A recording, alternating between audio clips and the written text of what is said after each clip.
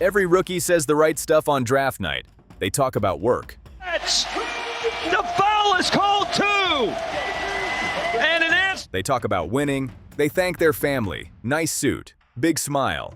Athletically, rookie blocked the first. Team hat sitting a little too high on the head because nobody ever knows how to wear those things naturally. Then the season starts, and the league finds out who is real. Game, Mavericks running. Good ball movement.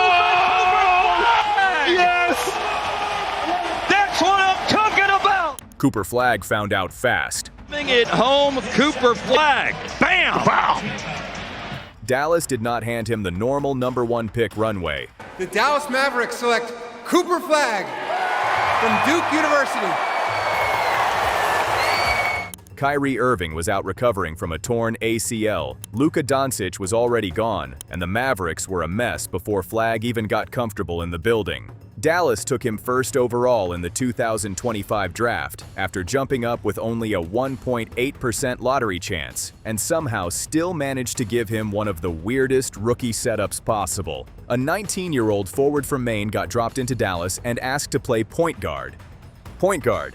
That is not a development plan. That sounds like something your friend suggests in 2K after losing 3 games in a row.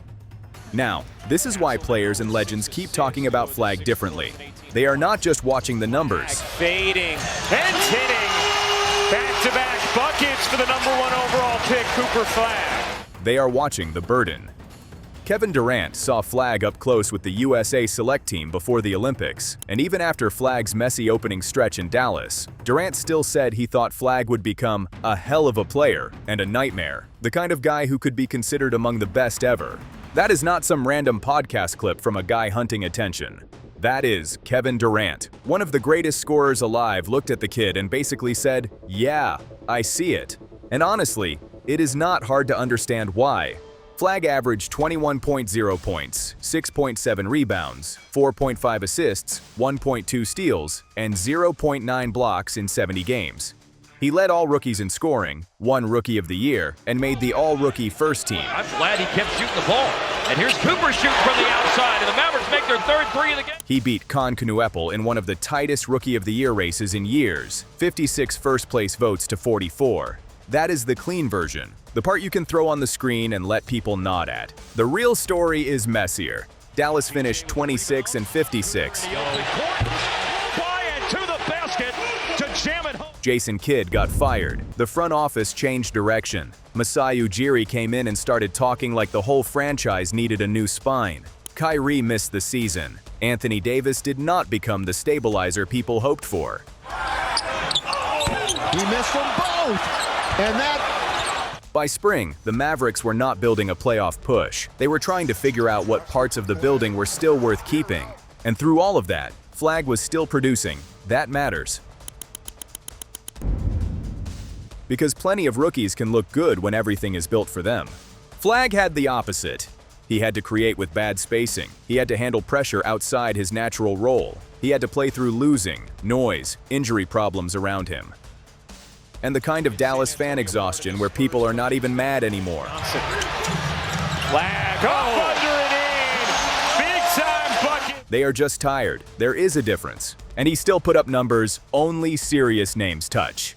He became the first teenager in NBA history to score 50 points in a game, dropping 51 on Orlando while going 19 of 30 from the field, 6 of 9 from deep, and 7 for 7 at the line. 51 as a teenager. Come on. Most 19-year-olds are still figuring out laundry without shrinking everything they own. Catch on the move, flinging up a shot is Cooper Flagg. Flagg was giving an NBA defense 51. That is why the league has a Cooper Flagg problem. Because this version is not even the clean version. This is the emergency version. The fine, I guess the rookie is our point guard now version. The our team is falling apart, somebody give the kid the ball version. And he still gave Dallas a reason to breathe. Jason Kidd said late in the season that Flagg's Rookie of the Year case was clear-cut and called it a historic rookie year. Of course he did. He watched the kid carry responsibilities no rookie forward should have been carrying. Bringing the ball up, making reads, guarding multiple spots, rebounding, attacking closeouts, trying to keep the offense from turning into 5 guys staring at each other like someone forgot the play call. That is not normal rookie work. And you know, this is where the Kahn-Knueppel debate gets interesting. To the rim, he's got 2 layups in his return to Milwaukee. Kahn was great. No fake disrespect here. He averaged 18.5 points, shot 42.5% from deep, and became the first rookie ever to lead the NBA in made threes with 273. Charlotte made the playoffs, and that matters. Winning matters, efficiency matters, being useful on a better team matters. If someone argued Kahn had the cleaner rookie season, I would listen. I would not agree, but I would listen. Because Flagg was asked to do something completely different. Knueppel got to be a weapon. Flagg had to be the toolbox. That is the difference. He was scoring, rebounding, passing, defending, initiating, cleaning up broken possessions, and trying to keep Dallas from looking like a team held together with duct tape and old Luka memories. There were nights where he looked tired.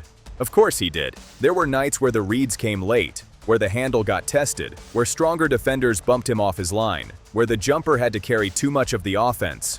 Good. That is what growth looks like when it is not edited into a mixtape. And that is probably why legends respect him. Not because every possession was pretty. That's what I'm talking about! Because the kid did not disappear when the situation got ugly. That is the trait. Durant talked about the nightmare part. Kidd talked about the historic part. Ujiri's whole direction in Dallas seems built around the future being Flagg first, with reports saying all future decisions are being made around long-term planning and Flagg is the central piece. That is what a real #1 pick does.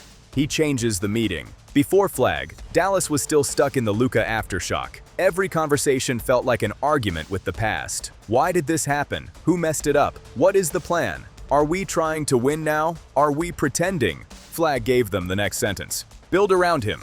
Simple. Hard, but simple. And his game makes that easier than people think. He is 6'9" with guard skills, defensive instincts, weak side timing, transition speed, and enough passing feel to punish a tilted floor. Put him at forward, and he can attack slower defenders. Let him handle, and he can see over smaller guards. Use him as a screener, and suddenly the defense has to decide whether to switch a guard onto him or give him space to slip. That is annoying. Reaching deep into the bag tonight. Add Kyrie back healthy, and now Flagg does not have to cosplay as the full-time point guard every night. He can attack second sides, he can cut, he can run in transition, he can defend the best wing while Kyrie breaks down the first layer of the defense. That version is scarier, because this season may have been the worst possible setting for him, and he still won Rookie of the Year. The mountain! Stretch it out! That is the part I keep coming back to. If 21 points, 6.7 rebounds, and 4.5 assists is what he gives you inside a broken season, what happens when Dallas gives him real structure? What happens when the spacing improves? What happens when he is not learning NBA speed and emergency point guard reads at the same time? What happens when his body gets stronger, his handle gets tighter, and the league stops being new? That is where this gets uncomfortable. The Mavericks did not get a normal rookie. They got a player who already survived the weirdest version of the job. The losing record will get thrown at him. Fair. Team success matters. Play, drive, slam! Cooper! Kahn had the playoff argument. Charlotte had the cleaner story. Dallas looked like a garage sale by March. Still, Rookie of the Year voters chose Flagg anyway. That tells you people understood the difference between empty numbers and heavy numbers. Flagg's numbers had weight on them. He was not just filling a box score after the season died. He was showing Dallas what the future has to be. And that is why players keep pointing at him. They see the tools. They see the mentality. They see the way he keeps showing up even when the setup makes no sense. A teenager should not be able to get dropped into that kind of mess, play out of position, break scoring records, lead his team in multiple categories, and still look like he has more levels to unlock. That is ridiculous. That is also the whole point. Cooper Flagg is going to destroy the NBA because the league has not even seen the right version of him yet. It saw the stressed version, the overused version, the kid running point because everything else broke version. Three-pointer, bullseye! And that version was already good enough to win Rookie of the Year. So if Dallas finally gives him a real roster, a real coach, real spacing, and Kyrie back beside him, the conversation changes fast. Not someday in some fake, distant future. Soon. Because the scariest thing about Cooper Flagg's rookie season is not that he already looked great. It is that he looked great while everything around him looked wrong.